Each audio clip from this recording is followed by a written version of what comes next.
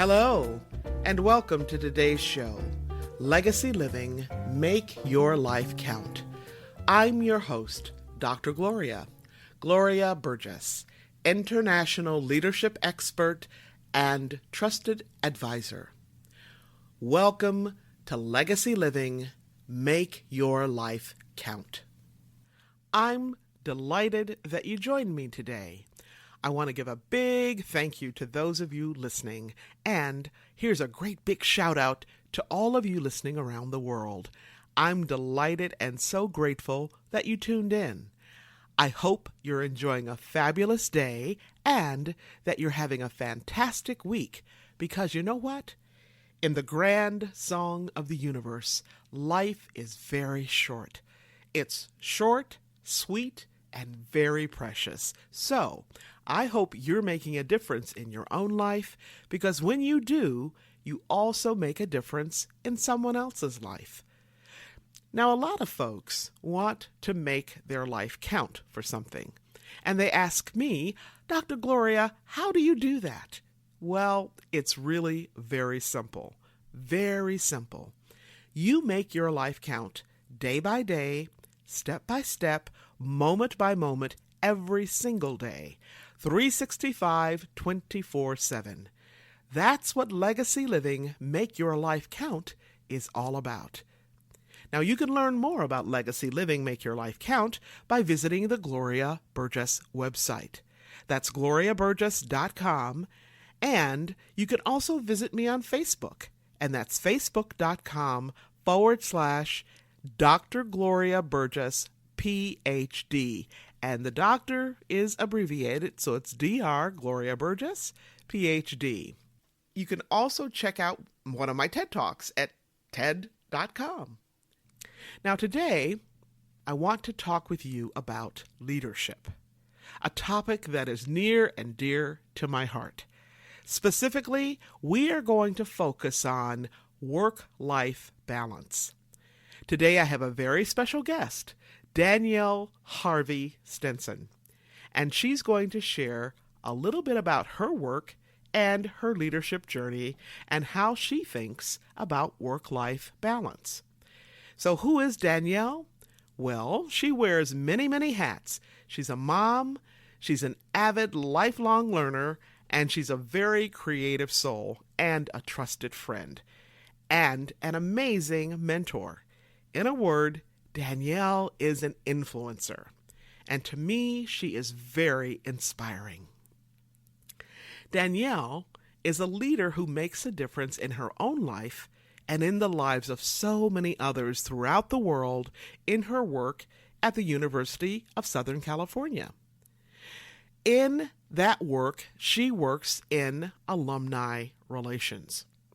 Now, I met Danielle about 10 years ago when she was looking for a keynote speaker for USC's Women's Alumni Conference. At that time, I was seeking to expand my reach in terms of impacting more women leaders, and when I heard Danielle talk about her work at USC, she was absolutely in love with what she was doing. I mean, she was on fire, and I thought, yes, I'd love to work with this young woman who is truly passionate about her work. So it was a perfect match.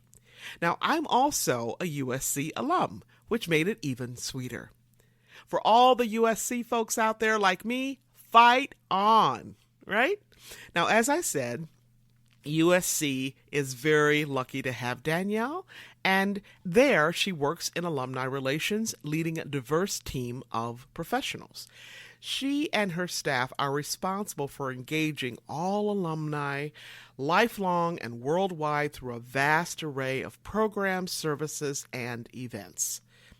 Worldwide, her team is responsible to and for about 500,000 people in terms of providing them with an incredible array of different programs, services, and events, including the USC's Women's Conference, the Reunion Weekend, and Alumni Leadership Conference. And knowing Danielle, it's a lot more than that.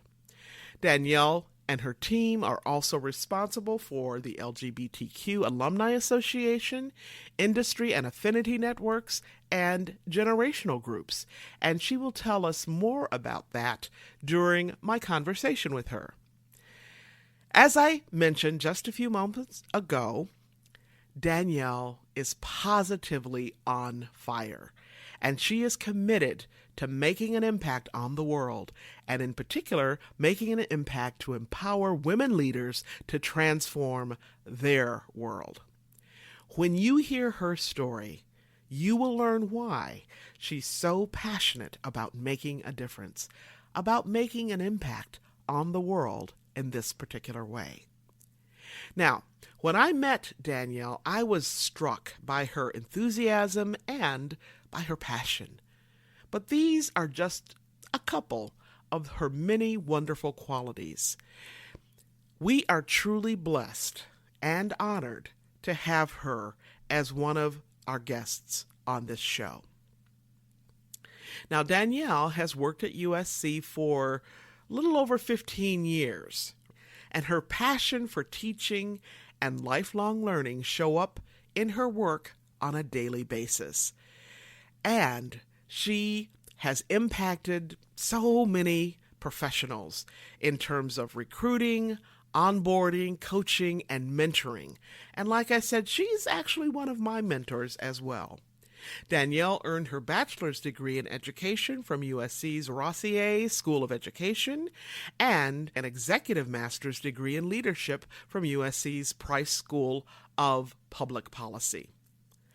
Danielle says that, among others, her mom has had an enormous impact on her life and has shaped her vision for her work. During my conversation with her, you will hear more about her story. You will also hear about some of the people and moments that have shaped and formed Danielle as a person of influence. People and moments who have shaped and formed her as a leader, all with a particular focus of serving other leaders. In many ways, in her outlook on life and in her work, Danielle pulls together the many threads of what my own life and work are all about. Now, you've heard me talk about these threads and themes on this show, the themes of gratitude, authenticity, vulnerability, generosity, strength, passion, presence, hope, and possibility.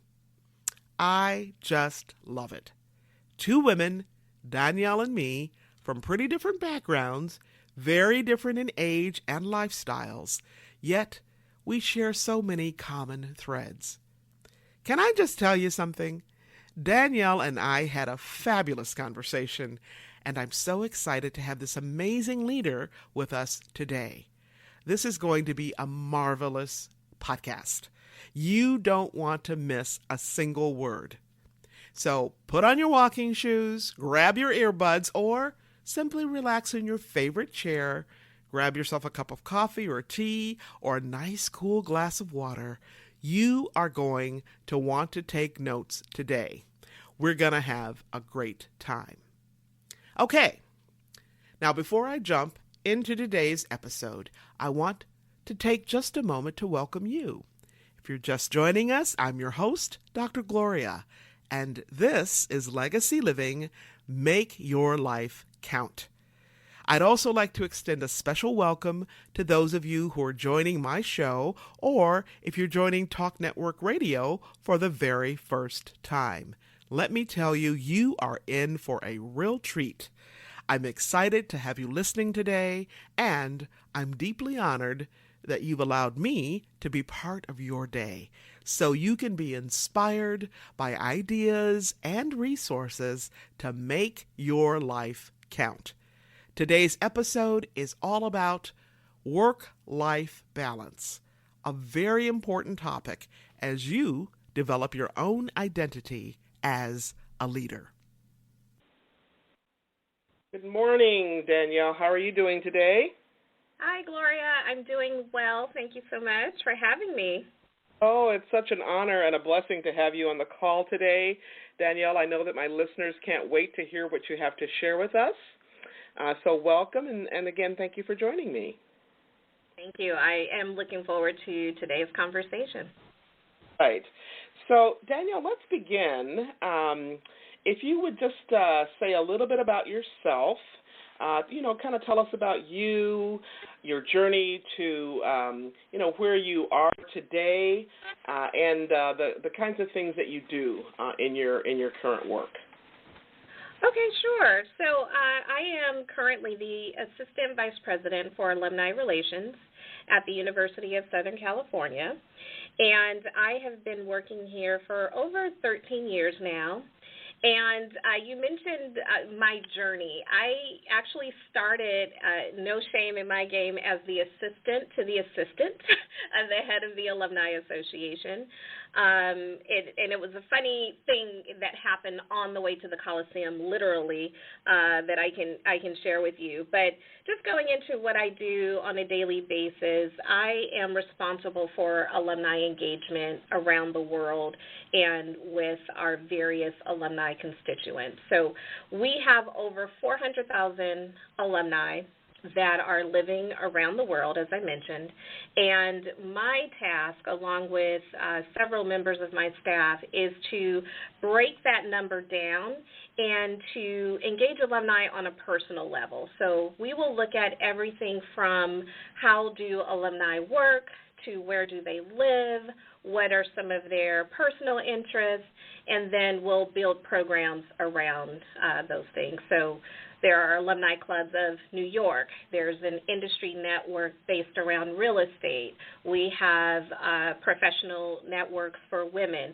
You name it, there's probably an alumni program for it, and hopefully that speaks to those alumni. So I have a very creative job, in short, if we just want to boil it down. I get to be creative and, work with really amazing people. Well, it sounds like this is like the perfect job for you, Danielle. You and I have known each other for, going on 7 or 8 years now, and I know that, it's becoming very, very rare for people like you, professionals, to stay within an organization for, even more than 3 or 4 or 5 years, and you've been there for almost 14 years now at USC. Can you tell us about a little bit more about that no shame in your game thing? Your path at USC and why you stayed there longer than the norm. Absolutely. So I'll start with your last question first. So I've stayed at USC probably more than anything because no 2 days have been the same. And when you're a creative person, like I believe myself to be, you need that. I need that. I need that creative outlet. I need to be, thinking of things differently and in new ways, and how can we do things better. But to start at the beginning, as I was moving through my professional track here, I'm very inquisitive, I think is the best way to say it. I'm inquisitive by nature. So when I was the assistant to the assistant, that means I got loaned out to the entire staff. It was, hey, you, go make these copies, or hey, you, we need you to answer the phone, or, greet guests at the front desk. And I recognized my position in the organization. I was here to be a support and assist any and everyone who needed it. And by doing so, I actually learned a lot about our organization, about USC, in things that I didn't even know as a student. I'm also an alum, which makes the job easier sometimes. But I'm also an alum, so I already had a love and an affinity for the university. But I got to discover people and programs and things that I had no clue about as a student. So when I became the assistant to the assistant, and as I described, worked with everyone and for everyone, I just went about my business in a way that allowed me to really discover, wow, this is a bona fide profession, and not only is it something that I'm interested in doing, it's also something that I happen to be good at doing. And I would say that I probably would conclude that based on all of my other previous jobs, so I've worked at a museum, I was a docent, I've worked for a law firm, I was a file clerk, I've worked at a major hotel and was the night manager responsible for all of the, night processes as well as all of the guest services. So all of those things, oddly combined, allowed me to wear a lot of different hats and pivot when I need to pivot. So sometimes I get to manage the front desk, and other times I'm simply standing there making copies and folding and stuffing envelopes. So, being able to go from one task to the other has allowed me to be successful in those early years. To add to that, quickly, I don't want to speak too long on this one question, but like most young professionals, I was a decade and a half younger than I am now when I first started, but I did look for other opportunities. I was like, okay, I think I've done everything I came here to do. I've learned everything I can learn. I want to go and look for other opportunities. And strangely enough, those opportunities ended up being here. So I don't know if it's because I put it out into the universe or if, I continue to just make myself indispensable. My bosses, my supervisors would say, hey, Danielle's done all of this and she seems to be, successful. Let's add something else and let's provide another opportunity for her. So I've been very fortunate in that I've had an organization that has allowed me to grow up and progress and has progressed with me. So I think that's rare in a lot of organizations, but the fact that I've been able to do it here, I count it as a blessing. Well, I think the trajectory of your path there at USC, Danielle, is very inspiring, and thank you for sharing, because a lot of people, they kind of scratch their heads. They look at somebody like you and they go like, how did she do that? What kinds of steps do you have to take to get there? And you kind of told us, you unpacked the deck a little bit for us. So I really appreciate it. And it's very inspiring to hear about your journey. Thank so you. I know you described yourself as very creative and you're curious. You like discovering new things. You're a learner, right? And so I would love for you to share with our listeners some of the key lessons, maybe like 2 or 3 lessons that you've learned through your journey at your time, for your time at USC. And also, if you could share with us, what are your biggest challenges as well? Sure. I'm going to start with actually one of the lessons that I learned just growing up in my household, something that my mother told me that her father told her, and I don't know where he got it, but it's definitely something that now I even hear my children saying, anything worth doing is worth doing well. And whatever your job may be, if you're the one making the copies, you be the best copy maker you can be. If you're the one getting the coffee, you make that the best pot of coffee anyone's ever had in their lives. And, it sounds funny to say it, but I think there really is something to be said. And to make the point, what I always share with my staff or with young professionals or with students that I may be mentoring, you're always interviewing, even when you're not interviewing.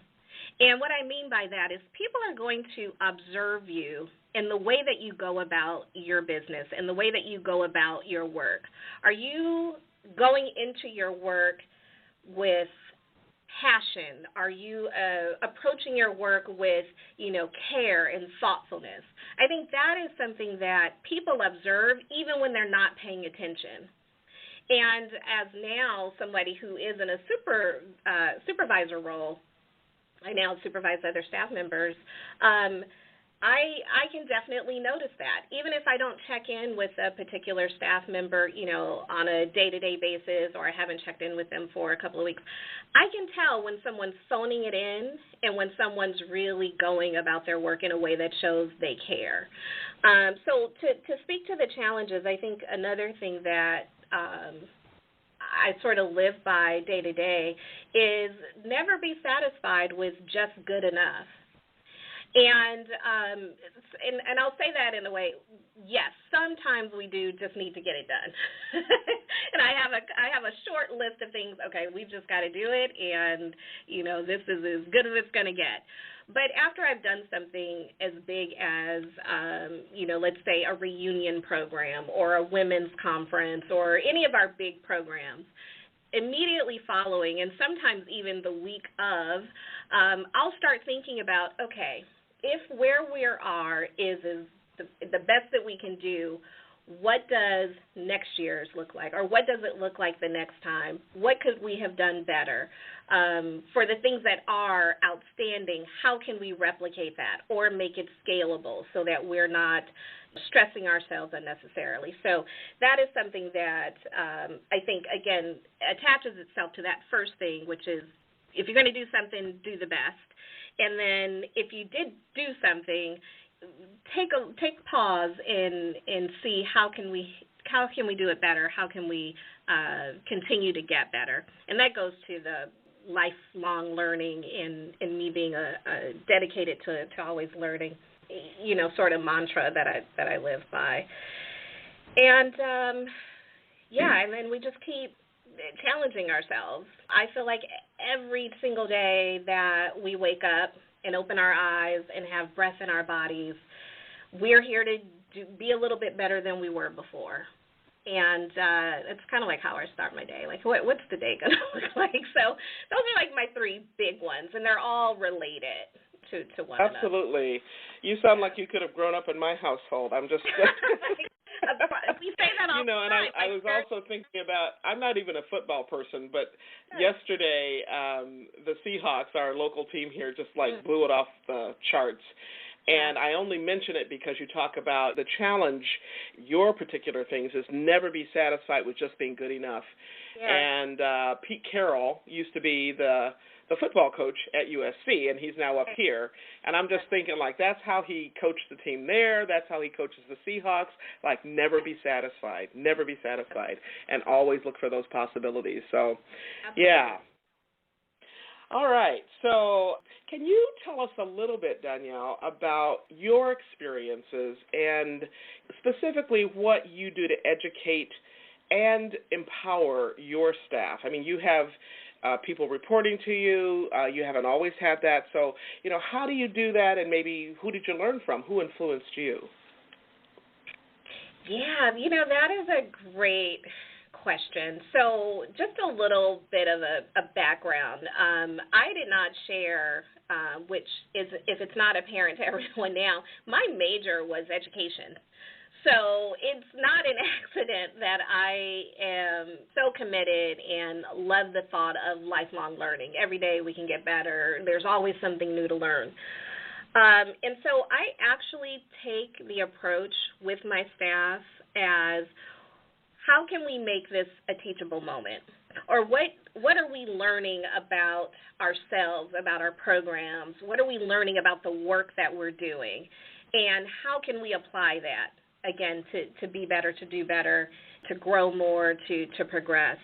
So even in the times where we don't always do everything perfect, right? Because last I checked, everybody's still human, those of us who are on Earth. So when we do get to those moments of, hey, we did not hit our target, or we totally missed the mark on that, instead of, hey, let me come down on you and make you feel terrible about something that you probably are already making yourself feel terrible about, again, let's unpack and let's look at what can we do differently, what did we learn about that, and how can we just use this to empower us to move forward.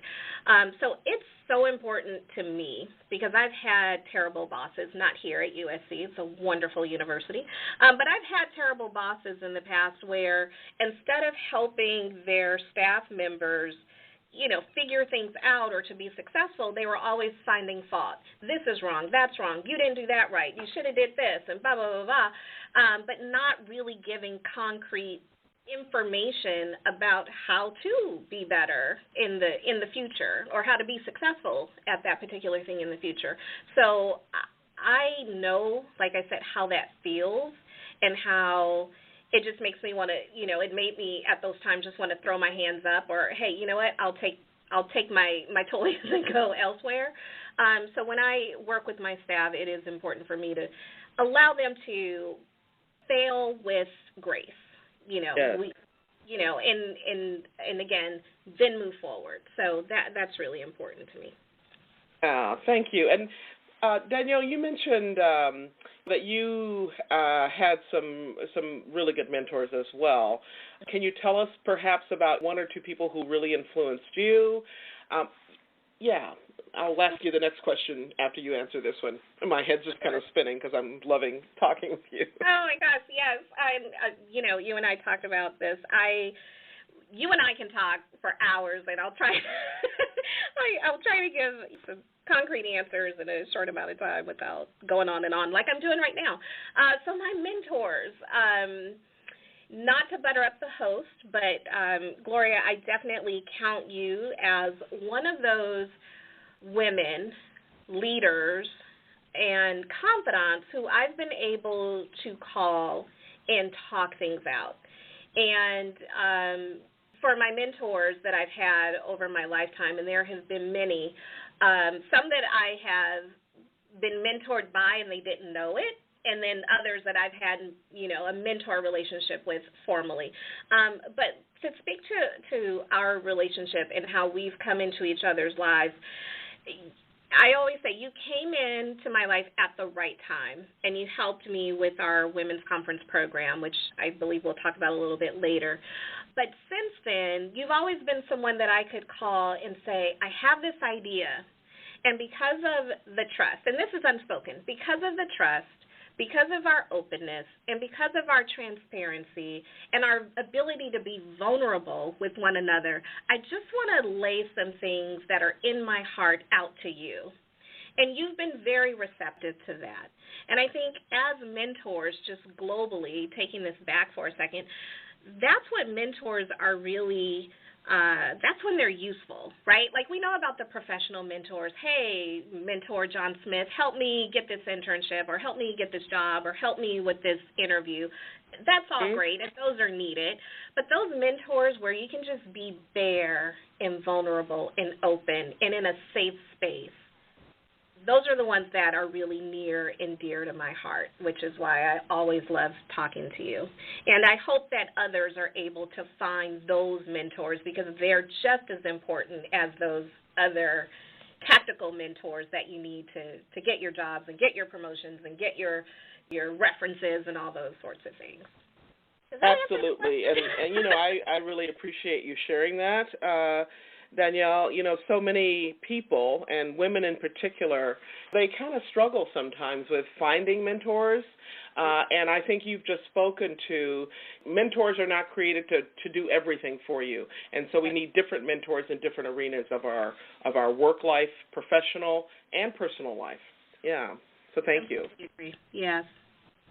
Yeah, I want to shift the conversation a little bit and talk a little bit about work-life balance. First of all, I know that there's been a really big push about work-life balance in the last probably 20 years or so, maybe even more than that. I remember talking about work-life balance when I was still back in high tech, and that's been, mercy, about 25 years ago.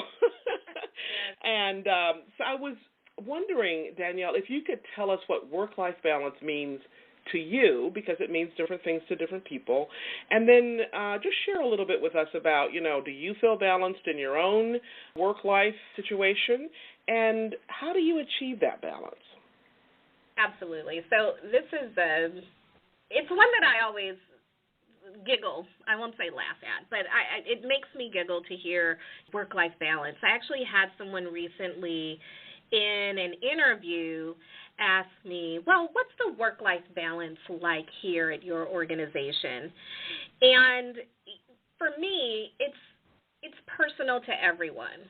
So as an organization, I can answer that question. So work-life balance, that is a matter of you, yourself, the staff member or employee, being able to say, based on what is needed to get the job done, and the time that I have to do it, I will be able to do my job within this time period and then go and do my life in this time period. And I think everyone balances it differently.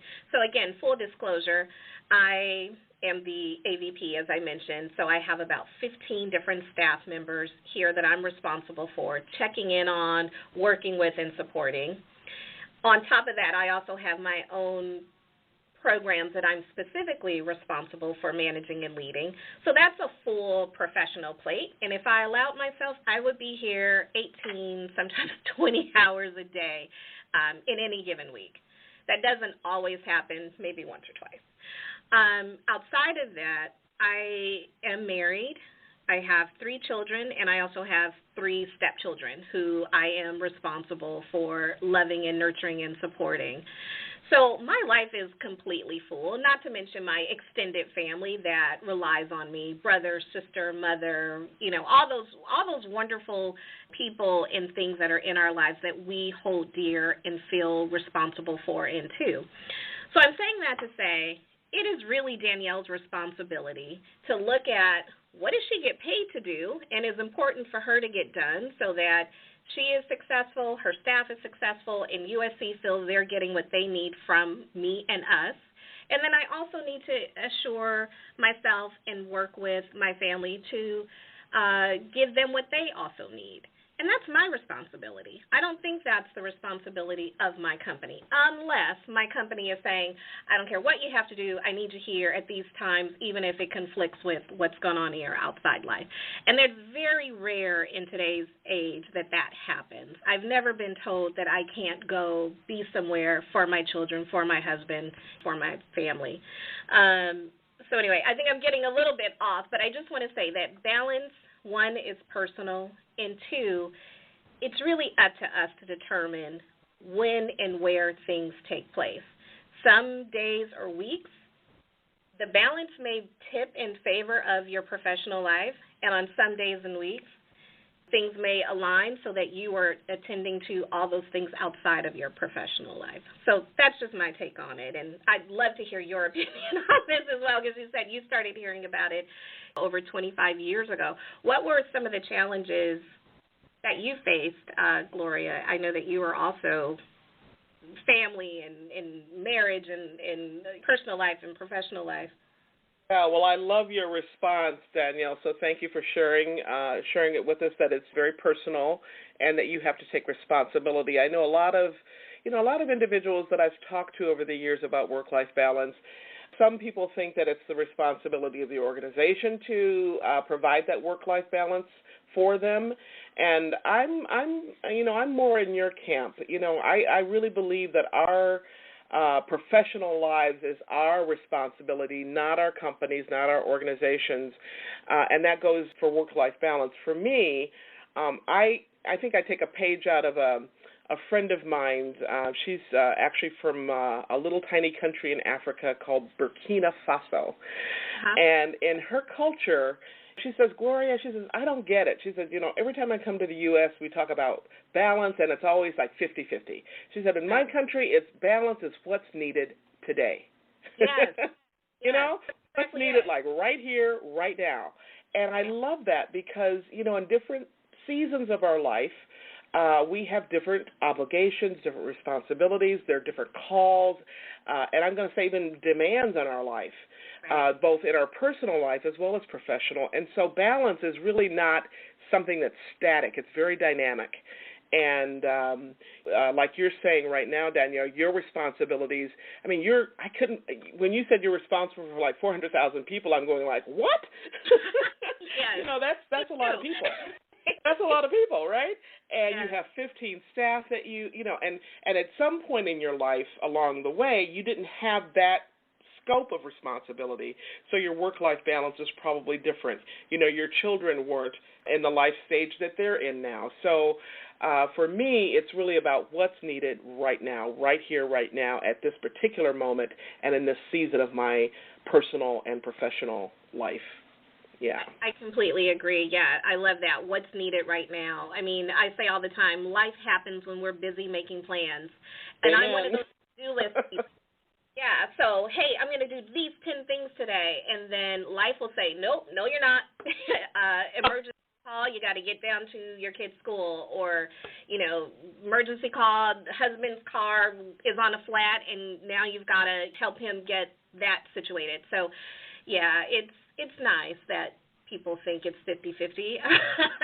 Congratulations to anyone who is able to get to and attain and maintain that 50-50. But I think, as someone else has told me over the years, live long enough, and you'll start to see a whole nother side. So absolutely. Oh my, great conversation. Thanks again to Danielle Harvey Stinson for being my very special guest. Now, if you'd like to learn more about Danielle's work, or, as she mentioned during today's conversation, if you want to contact her directly about programming and services that she offers through USC, you can reach out to Danielle via email at this address. That's Harvey, D, Harvey, D as in Danielle, at usc.edu. Harvey D at usc.edu. Or you can reach out to her on Instagram or Twitter. And on Twitter, I'm going to spell out her handle. It's at DANIELIZ, as in zebra, A Harvey. At DANIELIZA Harvey, HARVEY. If you missed any part of this week's episode about work-life balance, you can listen to it right here on Talk Network Radio. You can also catch us on iTunes or Android Alexa, SoundCloud, and so many other places. Before I close today's show, I want to give a shout out to women around the world and to my mom. Yay! Love you, Mom. When Danielle mentioned her mom as one of the women leaders who influenced her, you know what? I was thinking the very same thing, as I know many of you were too. I actually ask this question to a lot of people. Now, if I'm presenting at a workshop for young leaders, as I just recently did, or as I have coming up, because I'm always speaking, right? One of the questions I ask is, who inspired you? Who inspired you when you were a young girl or young boy? Who did you look up to? Who did you admire, and why? It seems like no matter where I am in the world, the response to that question is pretty much the same, right? Who inspired you? Who influenced you? This is what I hear. My mom, or my dad, or my grandma, or my grandpa.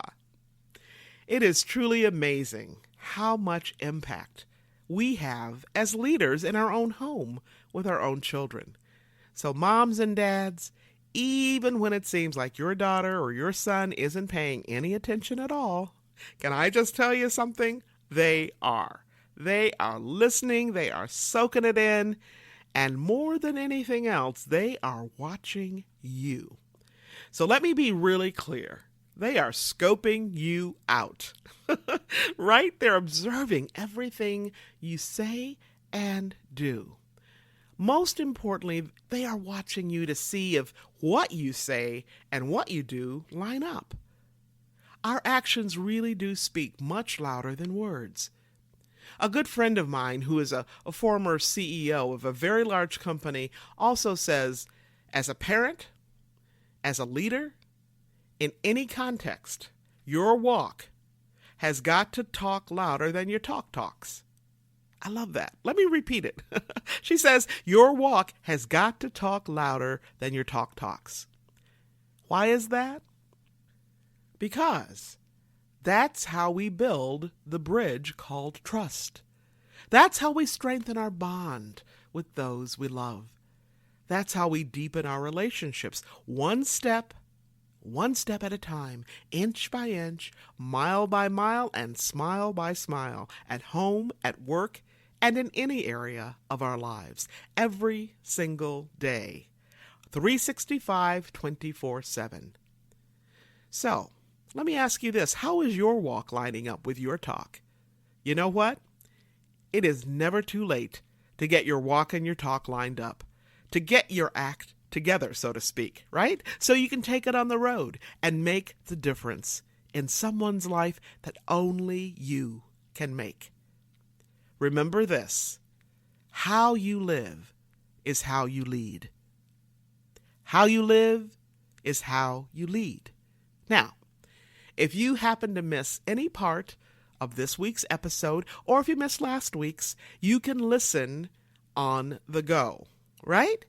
You can check us out at www.talknetworkradio.com/hosts/legacy living.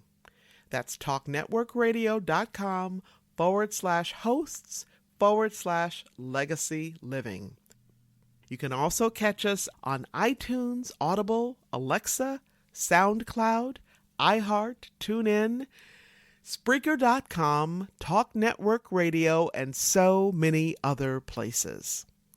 You can also find me on the TEDx site and listen to one of my TED Talks. Just type in my name to find me there. Before I close today, I want to thank each of you for tuning in to today's episode, for allowing me to share a bit about my journey with what legacy living is all about.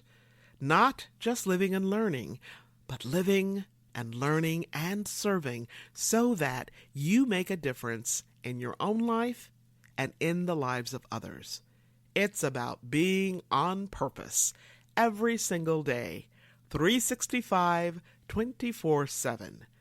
Legacy living is a powerful way to make your life count.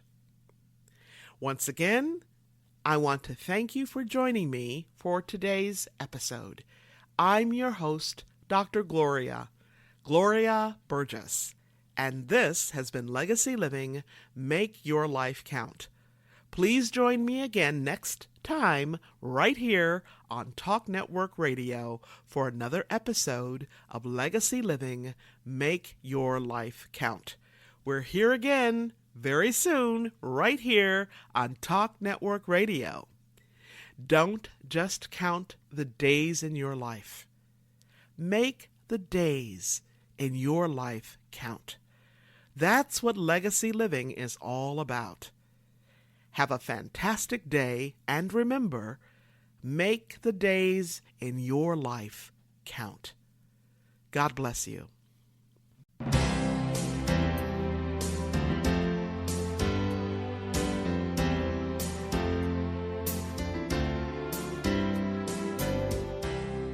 That's our show today. I'm your host, Dr. Gloria Burgess. I hope you'll join me again next time. Until then, don't just count the days in your life. Make the days in your life count. That's what legacy living is all about. Here's to you. Have a fantastic day, and be sure to make it a yes kind of day. Remember to celebrate the music of your life. Make the days in your life count.